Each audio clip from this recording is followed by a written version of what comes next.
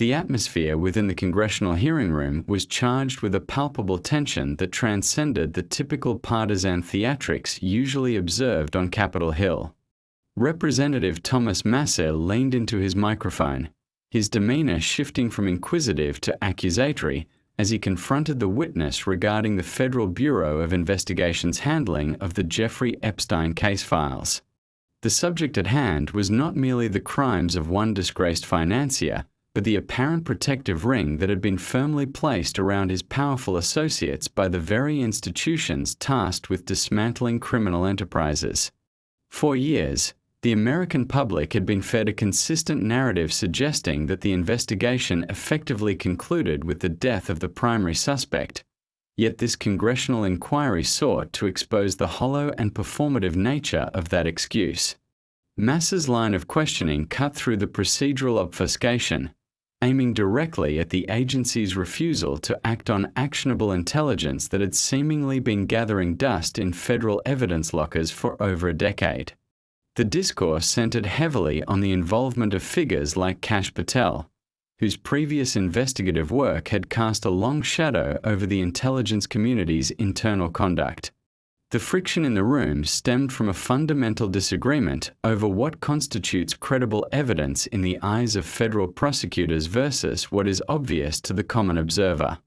When the Bureau officials stated that there was insufficient grounds to pursue further indictments against high-ranking co-conspirators, a murmur of disbelief rippled through the gallery. This assertion stood in stark contrast to the volume of flight logs, witness testimonies, and personal diaries that had already leaked into the public domain.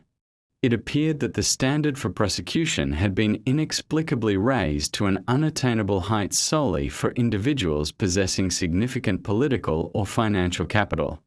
Representative Massie did not allow the official to retreat behind vague generalizations or claims of protecting ongoing operational integrity. He cited specific interview reports, known bureaucratically as 302s, which reportedly contained the unredacted names of prominent figures in global politics, royalty, and international business. The existence of these documents suggested that the Bureau had known exactly who was involved in the network's operations but had made a calculated decision to suppress that information. The implication was not merely one of incompetence, but of a deliberate containment strategy designed to prevent the scandal from destabilizing the upper echelons of society. By focusing the spotlight on these specific documents, the lawmakers were effectively accusing the Department of Justice of operating a two-tiered system of accountability. The defensive posture adopted by the agency representative only served to fuel the skepticism of the committee members. Throughout the exchange, the official relied on circular logic, suggesting that because no charges were filed, the evidence must not have been strong enough, while simultaneously refusing to explain why the evidence was never presented to a grand jury. This tautological reasoning is a common tactic used to deflect oversight, yet it faltered under the specific pressure applied by Massie's precise referencing of the files. The discussion highlighted a disturbing reality where intelligence agencies act as the ultimate arbiters of truth, deciding unilaterally which crimes are worth prosecuting and which are too sensitive to touch. The frustration on the faces of the representatives mirrored the anger of a citizenry that has grown tired of watching elites evade consequences. A particularly damaging moment for the Bureau occurred when the discussion turned to the personal responsibility of the leadership team. The director was forced to admit that he had not personally reviewed the critical documents in question, despite the immense public interest and the severity of the allegations. This admission of ignorance was interpreted by many in the room not as a simple oversight but as a strategic maneuver to maintain plausible deniability. By insulating themselves from the raw data, agency leaders can truthfully testify that they are unaware of specific incriminating details, thereby protecting themselves from perjury traps while the cover-up continues on autopilot. It revealed a bureaucratic structure designed to fragment knowledge so effectively that no single person can ever be held fully accountable for the agency's collective inaction. Simultaneously, The agency was facing severe criticism regarding its interactions with the victims of the trafficking network. Reports indicated that the Bureau's outreach to survivors was driven more by a need to manage public relations than a genuine desire to seek justice or provide closure. The handling of victim information appeared to be sanitized, treated as a potential liability to be mitigated rather than evidence to be championed in court. This corporate approach to human suffering further alienated the agency from the moral mandate it claims to uphold. It painted a picture of an institution that views the victims as collateral damage in a larger effort to preserve the reputation of the establishment. The standoff illustrated a profound erosion of trust between the legislative branch and the federal intelligence apparatus.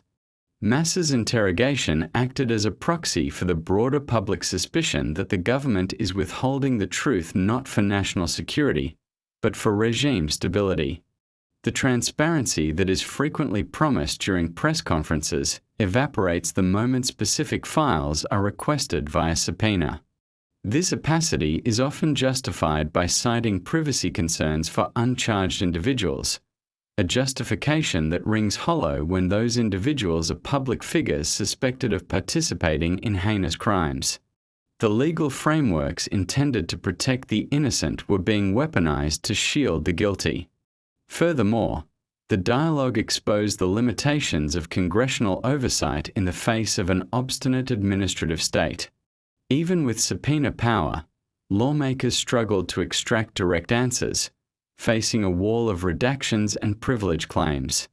The executive branch has developed sophisticated methods for slow-walking document production, ensuring that by the time information is released, the news cycle has moved on or the statute of limitations has expired. This war of attrition allows unelected officials to outlast the tenure of the elected representatives trying to hold them to account. The exchange involving Patel and Massie was a microcosm of this larger constitutional struggle. The narrative of no credible evidence was further undermined by the sheer number of inconsistencies in the official timeline of events. Independent investigators and journalists had corroborated details that the Bureau claimed were unverifiable. This gap between the official record and the public record created a dissonance that could not be bridged by standard press releases. The refusal to prosecute was portrayed by the lawmakers not as a legal necessity but as a political choice. It suggested that the decision to charge an individual is based less on the statutes violated and more on the potential fallout such an indictment would cause. As the hearing progressed, the focus shifted to the systemic nature of the corruption. It was not just about one or two rogue agents suppressing a file, but about a culture that prioritizes institutional survival above all else. The FBI, once revered as the premier law enforcement agency, was being depicted as a cleanup crew for the elite. This perception is dangerous for a democracy, as it suggests that the rule of law is negotiable. The aggressive questioning by Massie was an attempt to pierce this veil of invincibility. The specific mention of royalty and business moguls in the interview reports raised the stakes significantly. These are individuals who wield immense influence over economies and diplomatic relations. Indicting such figures would have geopolitical consequences, a factor that likely weighed heavily on the decisions made by the Department of Justice. However, the mandate of the FBI is to enforce federal law, not to conduct foreign policy or protect stock markets. The hearing exposed the uncomfortable truth that justice is often sacrificed on the altar of stability. The disconnect between the director's testimony and the reality of the investigative files was a focal point of the proceedings. When an official claims ignorance of a case that has dominated headlines for years, it signals either profound incompetence or willful blindness. The committee members seem to lean towards the latter interpretation. The bureaucratic machinery allows for files to be buried under classification markings, keeping them out of sight of even the director until absolutely necessary. This compartmentalization serves as a convenient shield against accountability. Massie's relentless pursuit of the specific names listed in the 302s was a tactic designed to force the agency into a corner. If they admitted the names existed, they would have to explain the lack of action. If they denied it, they risked being caught in a lie if the documents ever leaked. The officials' non-committal answers were a desperate attempt to navigate this trap without conceding ground. It was a high-stakes verbal chess match played out on live television. The refusal to name names was, in itself, an answer that spoke volumes to those watching. The text of the hearing records serves as an indictment of the modern bureaucratic state. It reveals how language is manipulated to obscure the truth, with terms like credible evidence being redefined to exclude anything that is politically inconvenient. The constraints of the law are interpreted narrowly when it benefits the powerful and broadly when it targets the weak. This asymmetry is the core grievance driving the populism that Massie represents. The demand for transparency is not just about curiosity. It is about restoring the legitimacy of the system. Ultimately, this confrontation was a battle over the control of information. The agency views the files as its property, to be released only when it serves its interests, while Congress views them as public records belonging to the people. The friction between these two worldviews was evident in every exchange. The officials' cool detachment contrasted sharply with the heated urgency of the lawmakers. It was a clash between the permanent state and the elected representatives of the populace. The criticism regarding the handling of victim information added a layer of moral urgency to the procedural arguments. By treating the victims as mere witnesses rather than individuals deserving of justice, the Bureau had failed in its primary duty. The PR-driven approach suggested that the agency was more concerned with how the case looked than with what was actually achieved. This callousness undermined the moral authority that the FBI relies upon to operate. It reinforced the idea that the institution protects itself first and the citizens second. In the end, the transcript of this hearing stands as a testament to the difficulty of draining the swamp. The mechanisms of government are designed to resist change and protect the status quo. Massie and his colleagues were attempting to dismantle a fortress of secrecy with nothing but questions. The fact that the agency felt comfortable admitting to not reading the files shows how little they fear congressional wrath. It is a sobering reminder of where the true power lies in the modern political landscape. The interrogation moved methodically from general inquiries into the granular details of federal record-keeping, a shift that visibly unsettled the agency witnesses who preferred to speak in broad, nebulous platitudes. Representative Massie's focus on the specific 302 forms, the official summaries of FBI interviews, was a tactical masterstroke that stripped away the veneer of bureaucratic incompetence to reveal something far more calculated. These documents are the lifeblood of any federal investigation, capturing the raw, unfiltered statements of witnesses and suspects before they can be polished by defense attorneys or sanitized by public relations teams. By pinpointing the existence of these reports, the committee effectively cornered the Bureau into a binary trap. Either the agents on the ground had failed to document confessions and leads, or the leadership had made a conscious decision to bury them. The refusal of the official to confirm or deny the specific contents of these files, citing ongoing privacy or operational security, was the standard refrain of an institution accustomed to operating in the shadows. However, in the glare of the hearing room lights, these justifications rang hollow, appearing less like necessary safeguards and more like the desperate maneuvers of a cover-up in progress. The concept of credible evidence became the central battlefield of the hearing, with the definitions seemingly shifting in real time to suit the agency's defensive needs. In ordinary criminal proceedings, the threshold for pursuing a lead is relatively low. A credible witness statement or a corroborating document is usually sufficient to trigger a subpoena or a search warrant. Yet, in the context of the Epstein inquiry, The Bureau appeared to have adopted a standard of proof so impossibly high that no amount of incriminating data could surmount it. This warping of legal standards suggested that the Department of Justice was applying a bespoke jurisprudential framework for this case alone, one designed to ensure that the investigation remained hermetically sealed around the primary, deceased figure.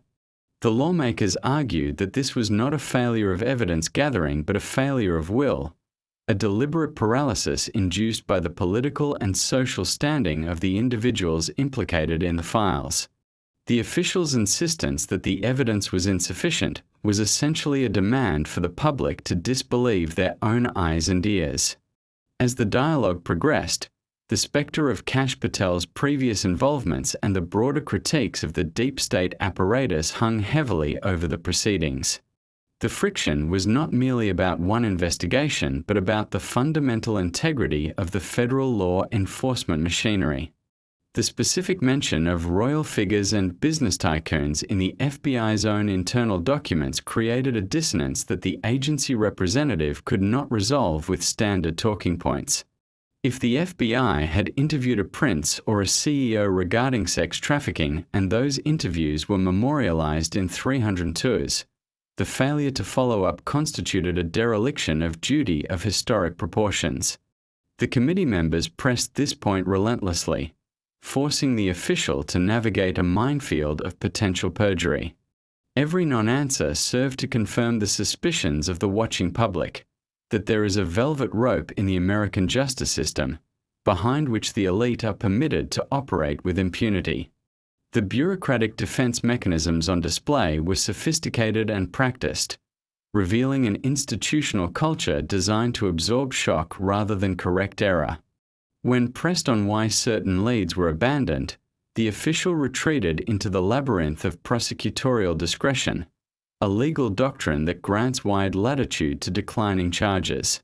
While intended to allow prosecutors to manage limited resources, in this context, it appeared to be weaponized as a tool of suppression. The lawmakers highlighted how this discretion was being applied asymmetrically. Ordinary citizens are routinely prosecuted to the fullest extent of the law for minor infractions, while the associates of a global trafficking ring were afforded the benefit of every doubt. This double standard is the fuel that powers the growing populist skepticism toward federal institutions. The hearing was effectively a public audit of this disparity, with Massie acting as the auditor-in-chief, tallying the moral and legal deficits of the agency.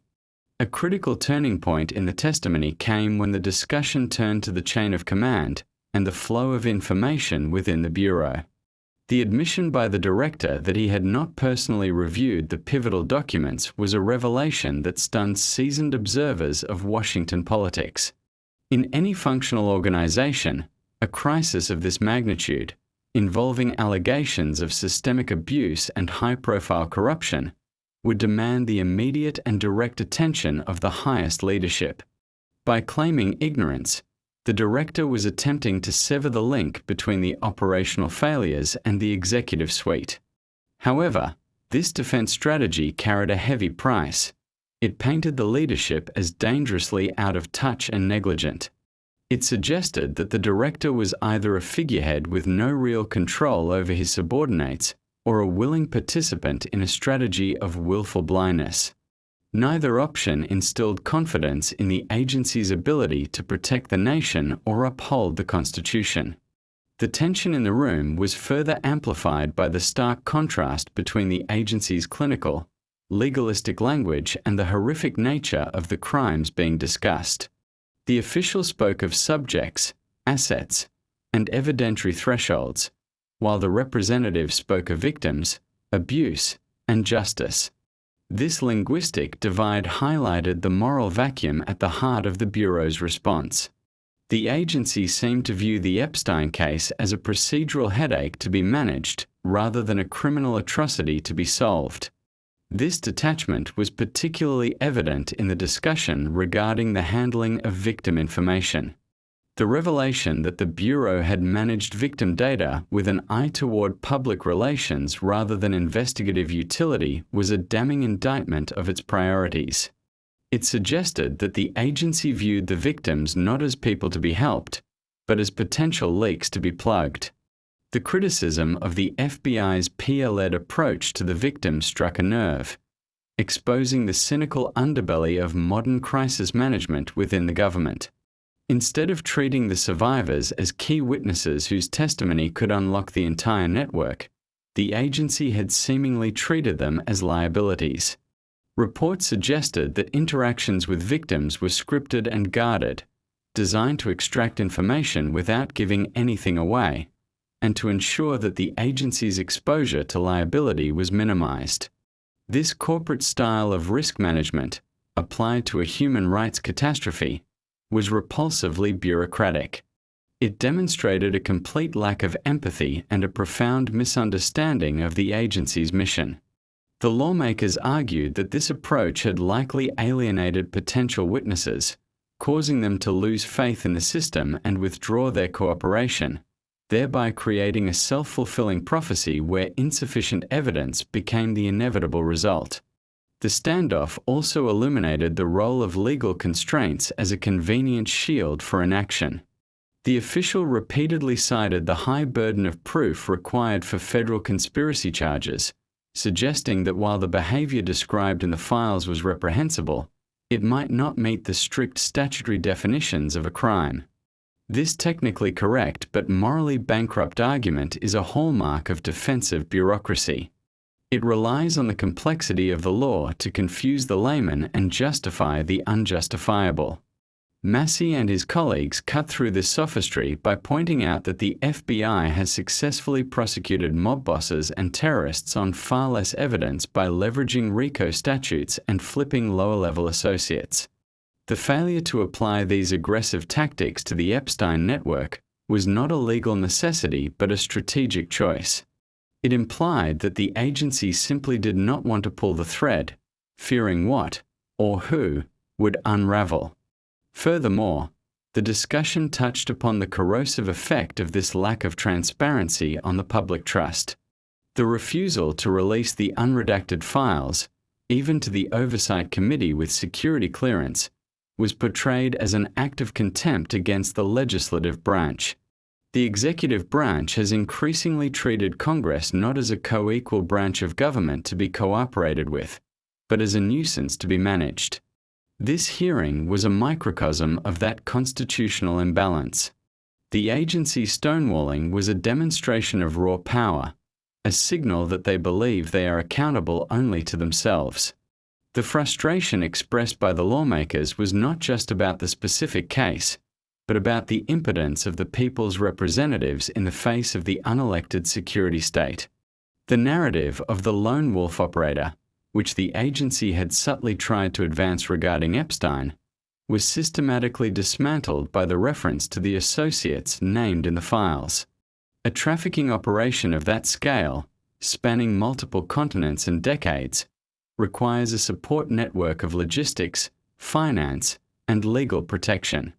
The idea that Epstein acted alone, or with only one partner, is logistically impossible. The 302 reports, by identifying other key players, prove that the FBI knew this network existed. The failure to indict these associates was therefore not a lack of knowledge, but a containment strategy. The hearing exposed the terrifying possibility that the intelligence agencies prioritize the stability of the establishment over the enforcement of the law. As the session wore on, the officials' demeanor shifted from confident to beleaguered. The relentless pacing of the questions allowed no time for the witness to regroup or consult with counsel. Mass's interrogation style was forensic, peeling back the layers of obfuscation one by one. He highlighted the absurdity of the agency's position, that they possess the names of people who participated in sex crimes with a minor, yet they cannot prosecute them because of evidentiary issues. This logical gap was where the agency's credibility went to die. The viewing public was left with the inescapable conclusion that if you are powerful enough, the FBI is not your adversary, but your protector. The role of media and public perception was also a subtext of the hearing. The agency's peer-led handling of the case was an admission that they were fighting a war on two fronts: the legal front, which they had abandoned, and the public opinion front, which they were losing. The leak of the 302s had short-circuited their ability to control the narrative. The hearing was an attempt by Congress to catch up with what the Internet and independent journalists had already figured out. The officials' struggle to answer questions about information that was already public knowledge made the Bureau look archaic and unresponsive. It highlighted the obsolescence of secrecy in the digital age. Finally, the text of this segment underscores the deep cynicism that has taken root regarding government transparency. The phrase "trust the process" has become a punchline. The hearing demonstrated that the process is often a series of delays, denials, and redactions designed to run out the clock. The bureaucratic maneuvers described, the deferral to absent superiors, the citation of vague policies, the circular logic, are the tools used to strangle the truth. Massie's confrontation with the official was a desperate attempt to breathe life back into the concept of accountability. It was a clash between the ideal of justice and the reality of power. The escalating skepticism regarding the integrity of federal institutions is not merely a product of this singular investigation, but rather the cumulative result of years of perceived obfuscation and selective enforcement. The hearing served as a flashpoint for a public that has grown increasingly weary of a government that operates behind a veil of secrecy while demanding total transparency from its citizens. When the agency representative invoked standard protocols to justify the withholding of names, it was interpreted by the committee not as an adherence to policy, but as a deliberate deployment of bureaucratic armor. This dynamic illustrates a profound disconnect between the governing class and the populace, where the former views information as a dangerous commodity to be rationed and the latter views it as a fundamental right. The refusal to disclose the identities of those listed in the interview reports reinforces the widespread belief that the machinery of the state is rigged to protect its own operators. It suggests that there is a parallel legal system in which the severity of a crime is weighed against the social standing of the perpetrator before any action is taken. The concept of accountability has been rendered almost meaningless within the halls of these intelligence agencies, transformed from a mandate of service into a rhetorical device used to deflect criticism. Throughout the testimony, the officials' reliance on technicalities regarding jurisdiction and evidentiary standards served to create a labyrinth of excuses that no layperson could hope to navigate. This complexity is not an accidental byproduct of the legal system, but a designed feature intended to exhaust the energy of anyone seeking the truth. By burying the reality of the situation under mountains of procedural jargon, the agency effectively sanitizes the corruption, making it appear as nothing more than a series of unfortunate administrative errors. The public, however, is no longer buying this sanitized version of events, recognizing instead that the errors always seem to favor the powerful. This growing cynicism is dangerous for the stability of the republic, as it erodes the voluntary compliance upon which the rule of law depends. The protection of powerful individuals is not accomplished through overt acts of defiance, but through the subtle, grinding friction of the bureaucracy. The text of the hearing reveals how high-status targets are insulated by layers of review and approval that do not exist for ordinary suspects. When an investigation touches upon the political or financial elite, it suddenly encounters sensitive matter designations that freeze the investigative process and require sign-offs from the highest levels of the Department of Justice. These administrative hurdles act as a soft kill switch for inquiries that threaten to become too embarrassing for the establishment.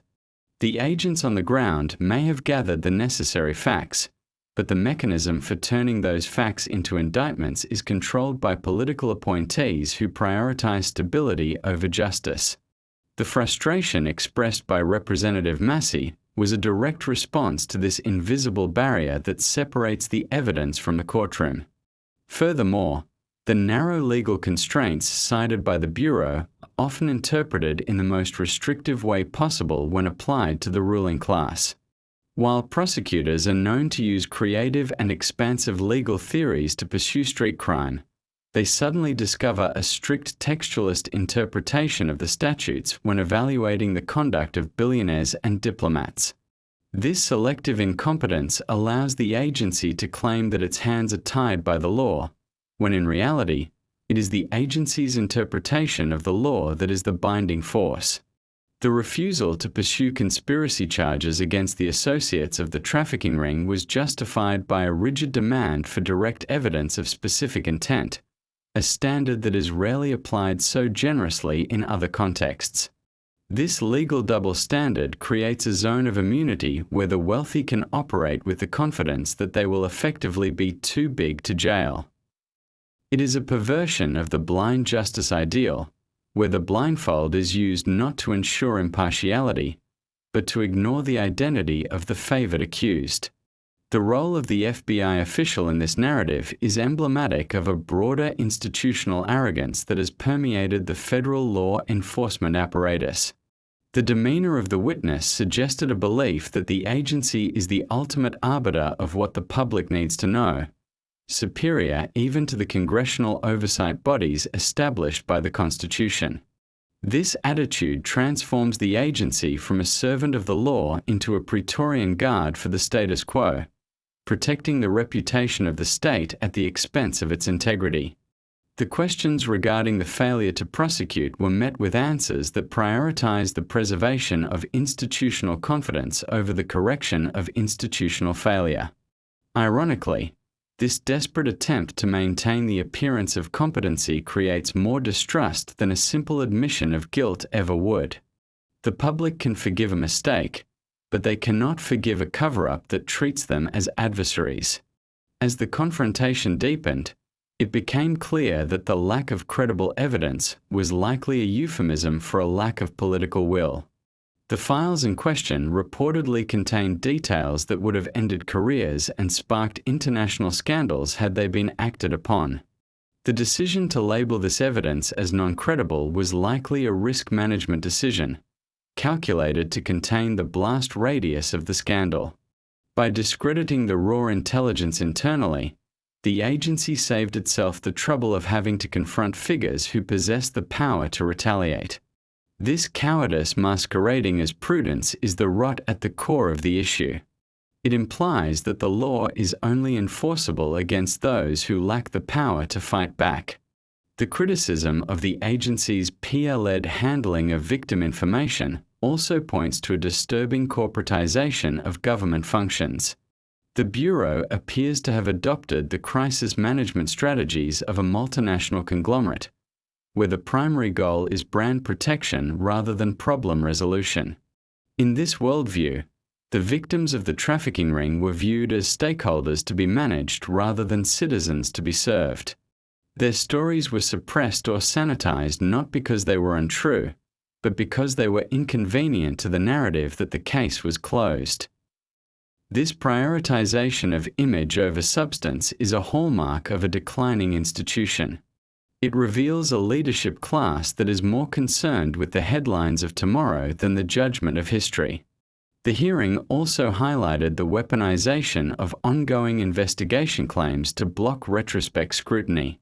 The official frequently pivoted to the excuse that discussing past decisions could compromise future actions, a standard deflection that effectively grants the agency permanent immunity from review. Since the agency can theoretically claim that any case is technically open or related to intelligence matters, they can indefinitely postpone the day of reckoning. This temporal loophole allows the perpetrators to age out of the judicial system while the files gather dust. It is a stalling tactic that transforms justice delayed into justice denied. The lawmakers' frustration with this circular logic was palpable, as they recognized the game being played. Moreover, the skepticism regarding government transparency extends to the very classification systems used to hide these documents.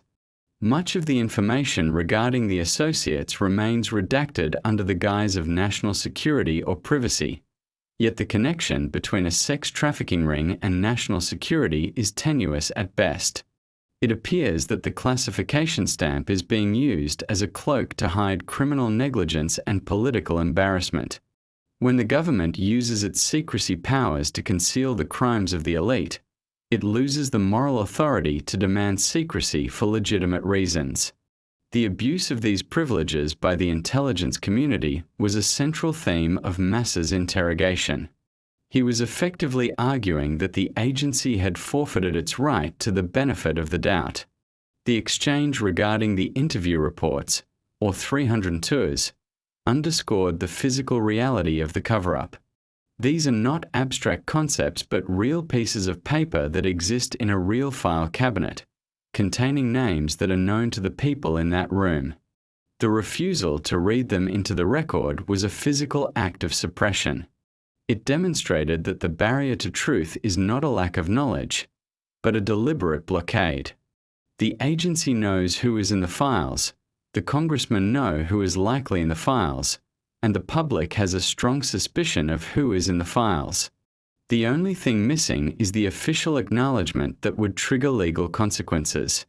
This creates a surreal state of affairs where the truth is an open secret that cannot be spoken. The narrative also touches upon the complicity of the legal profession in constructing these shields for the powerful. The narrow legal constraints mentioned in the text are often drafted and interpreted by the very same class of people they meant to regulate. There is a revolving door between the high-end defense firms and the Department of Justice, creating a symbiotic relationship where both sides understand the unwritten rules of engagement. When a high-profile figure is targeted, the legal machinery slows to a crawl, and the interpretation of statutes becomes agonizingly precise. This professional courtesy is denied to the average defendant, who faces a system designed for speed and conviction. The hearing was a rare moment where this clubby atmosphere was challenged.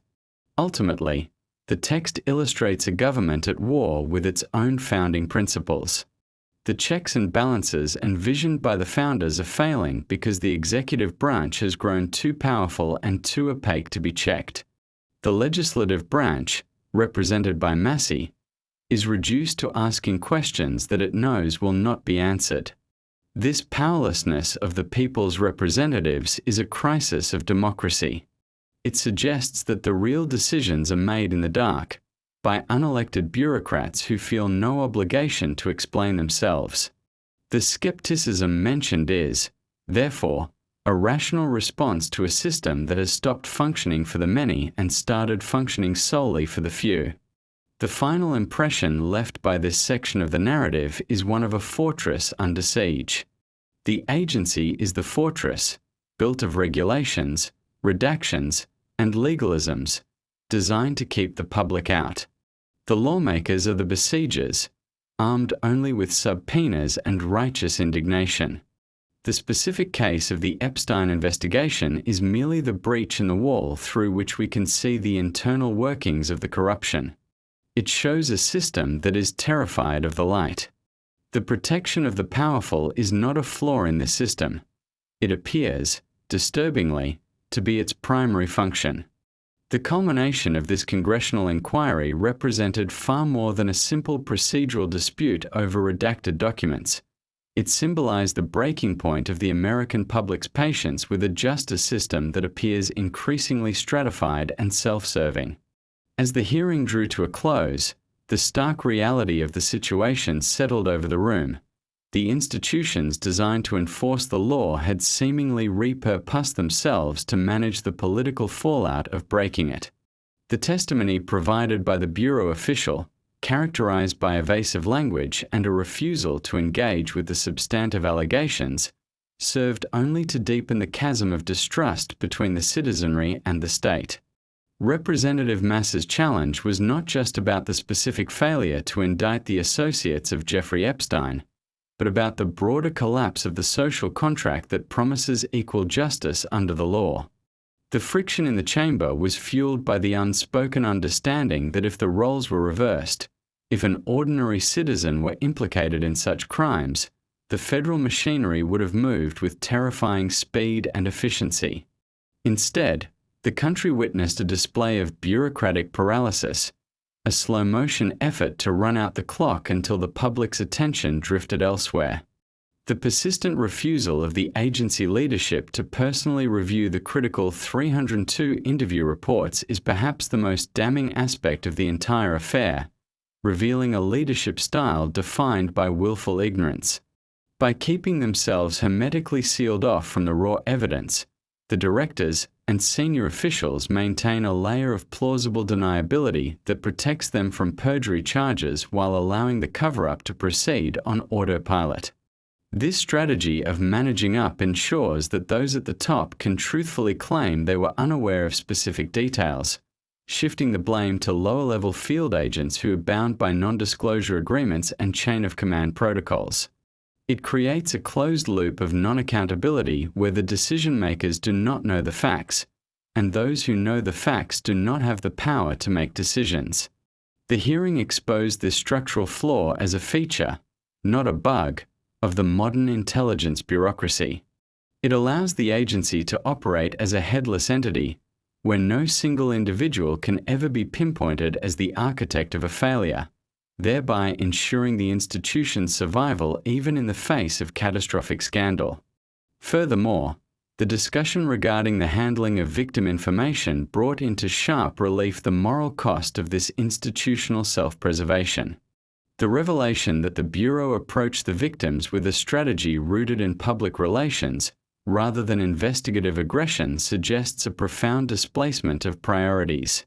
In the eyes of the agency, the scandal was not the crimes themselves, but the potential damage those crimes could inflict on the reputation of the establishment if the full truth were revealed. This cynical calculus reduces human suffering to a line item in a risk management assessment, to be mitigated and contained rather than addressed and resolved. The lawmakers' outrage on this point was a proxy for the public's disgust with a government that seems to have lost its moral compass. It reinforced the perception that the agency is more concerned with protecting its own image and the privacy of the powerful than with delivering justice to the vulnerable. The narrow legal constraints cited by the official as the reason for non-prosecution were exposed as a convenient fiction, a flexible barrier that is raised or lowered depending on the target's social standing. The hearing made it clear that the agency possesses a vast arsenal of legal tools, from conspiracy statutes to racketeering laws, that it simply chose not to deploy against the associates of the trafficking network. This selective disarmament is the mechanism by which the two-tiered justice system is maintained, not through open corruption, but through the quiet exercise of prosecutorial discretion.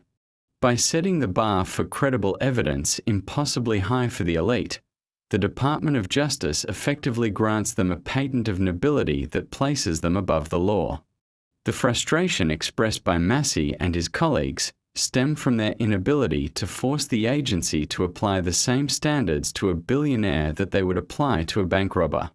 It highlighted the impotence of the legislative branch when faced with an executive agency that has decided to interpret the law in a way that suits its own ends. As the narrative of the hearing solidified, it became evident that the bureaucratic maneuvers described in the source text are not merely administrative delays but are, in fact, the modern weapons of political warfare.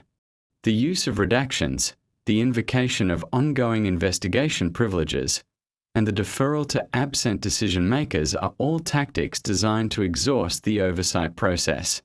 These methods transform the search for truth into a war of attrition, where the agency has unlimited time and resources to resist, while the investigators are constrained by election cycles and news agendas.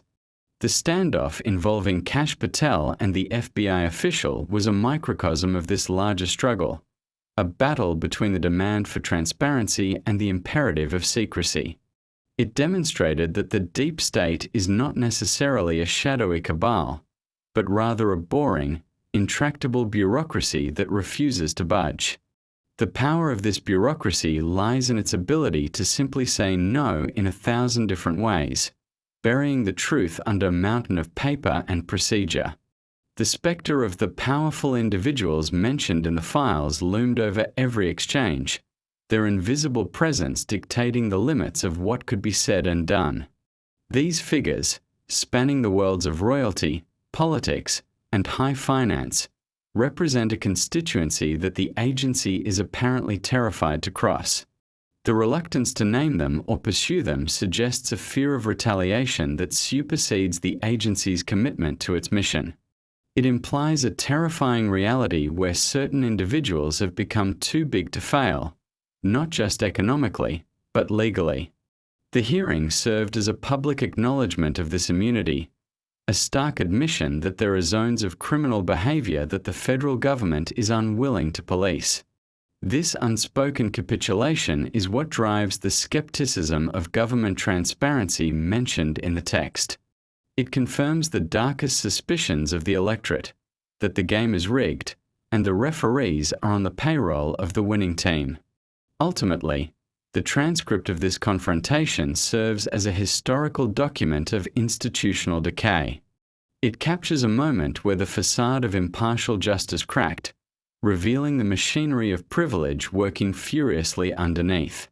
The official's admission of not reading the files was the final insult, a declaration that the agency does not feel compelled to take the people's representatives seriously.